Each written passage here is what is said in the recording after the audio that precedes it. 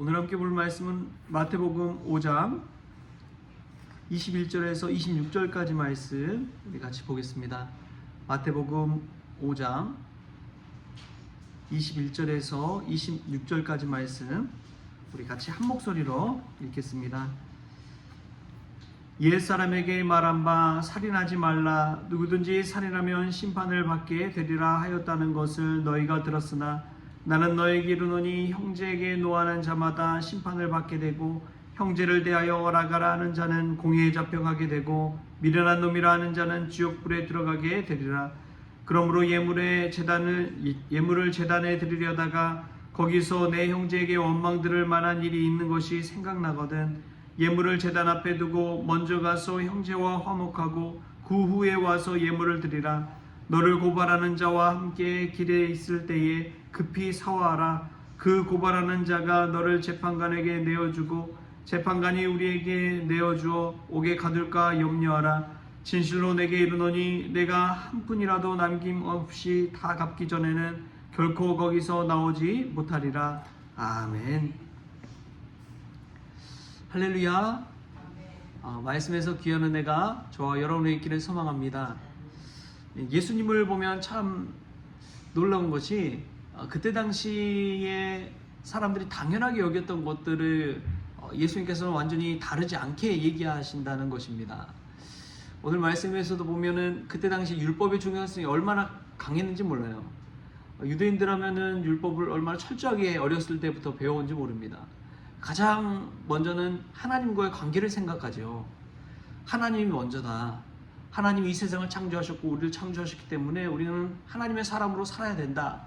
그렇게 이제 율법적으로 가장 먼저 하나님과의 관계를 중요시합니다. 근데 예수님이 오셔서 그 말씀을 뒤집는 거예요.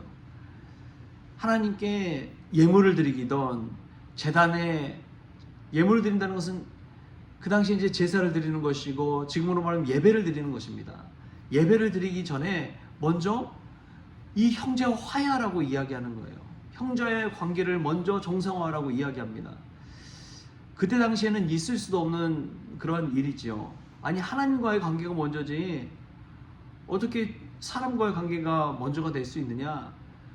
예수님께서는 근데 먼저 하나님 앞에 예배드리기 전에 사람과의 관계부터 회복하고 하나님께 예배드리라고 그런 이야기를 하고 있는 것입니다.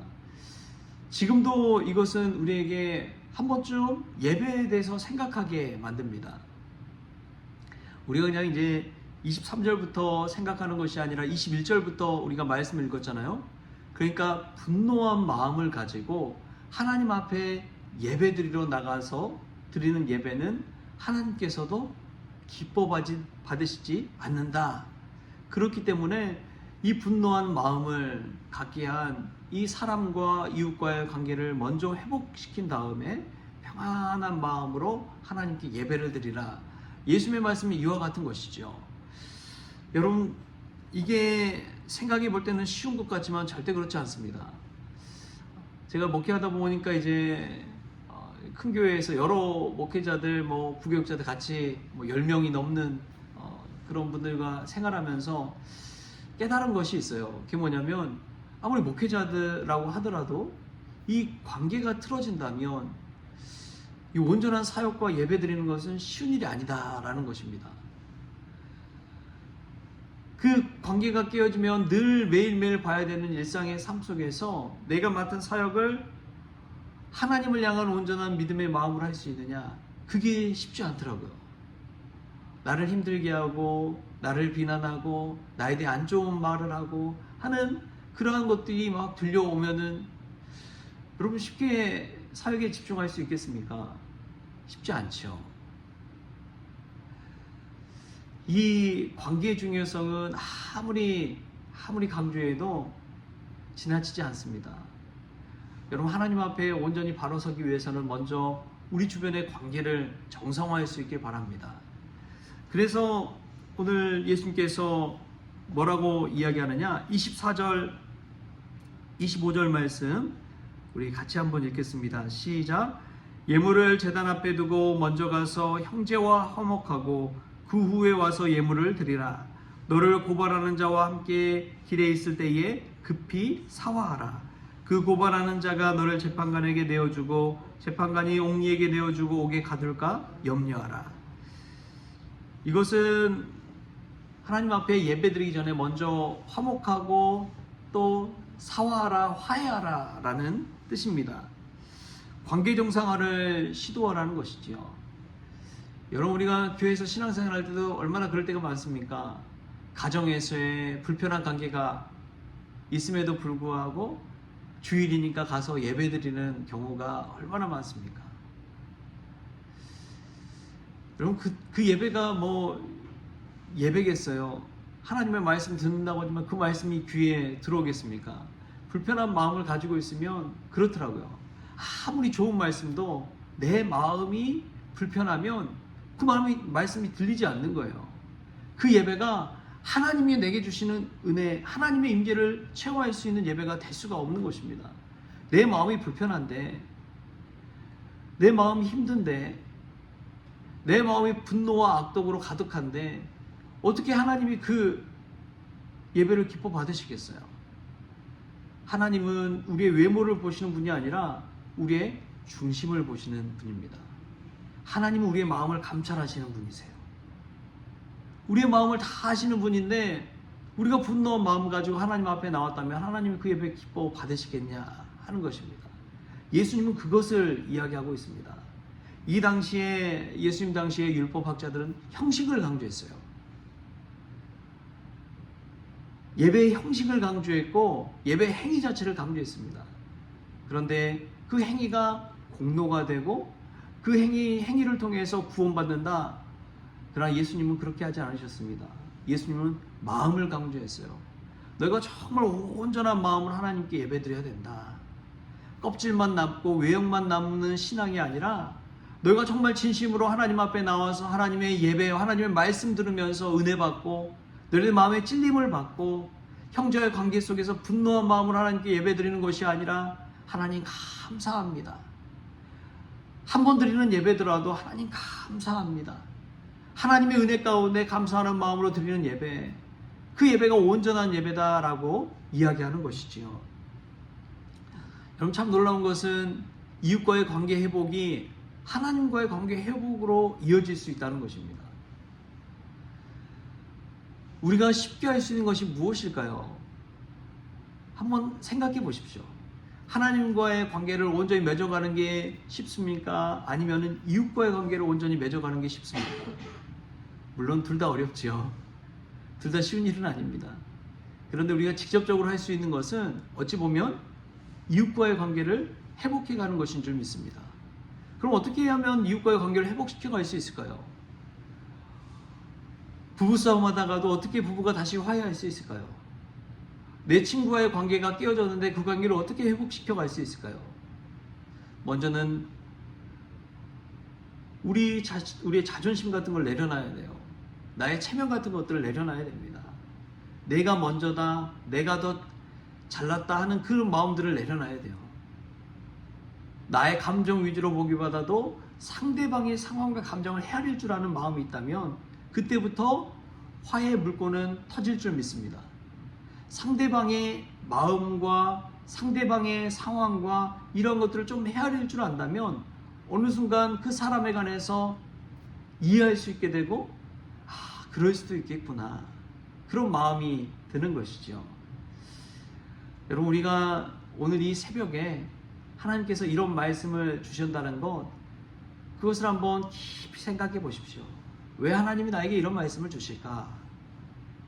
왜 나는 주변의 이웃과 내 곁에 있는 사람과 이 관계 면에서 불편한 것을 가지게 되었을까?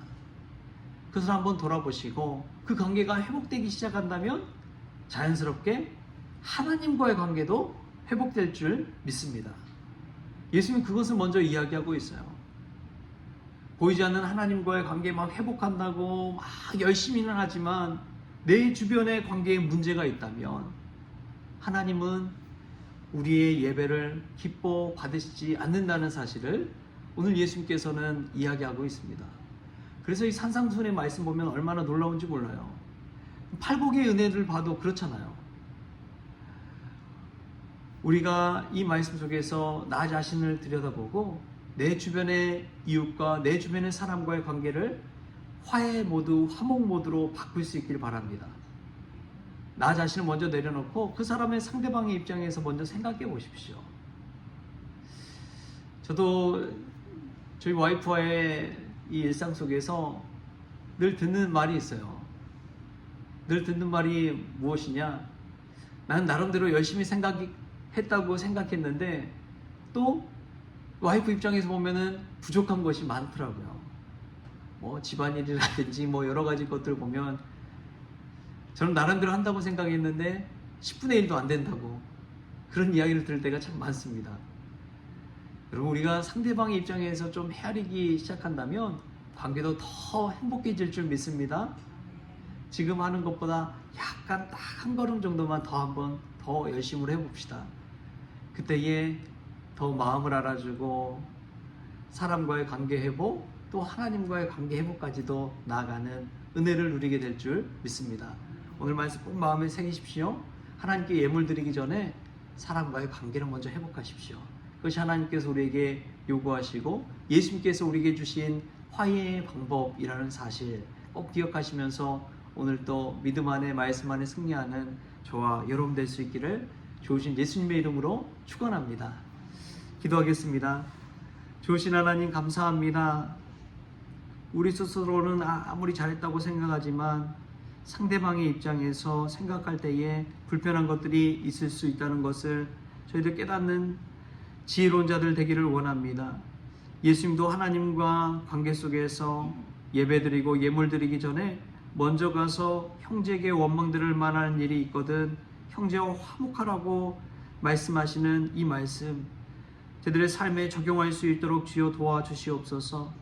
불편한 관계가 있다면 하나님 화목하고 사화하고 화해할 수 있도록 주님 도와주셔서 그 관계 정상화를 통해 하나님과의 관계도 온전히 회복될 수 있도록 주님께서 축복하여 주옵소서. 감사하며 예수님의 이름으로 기도하옵나이다. 아멘. 우리 주님이 가르쳐주신 기도로 오늘 새벽 기도를 마치겠습니다. 하늘에 계신 우리 아버지여, 이름이 거룩히 여김을 받으시오며 나라가 임하시오며 뜻이 하늘에서 이루어진 것 같이 땅에서도 이루어지이다. 오늘 우리에게 일용할 양식을 주시옵고 우리가 우리에게 죄진 자를 사하여 준 것 같이 우리 죄를 사하여 주시옵고 우리를 시험에 들게 하지 마시옵고 다만 악에서 구하시옵소서. 나라와 권세와 영광이 아버지께 영원히 있사옵나이다. 아멘. 광고 한 가지 드립니다. 우리 3월 30일 자선 음악회 있는데 우리 성원교회에서 있는데 그 음악회를 놓고 기도해 주십시오. 그 시간이 찬양의 축제 또 하나님께 영광 돌리는 귀한 날 되게 해달라고 우리 또 같이 기도해 주시기를 부탁을 드립니다.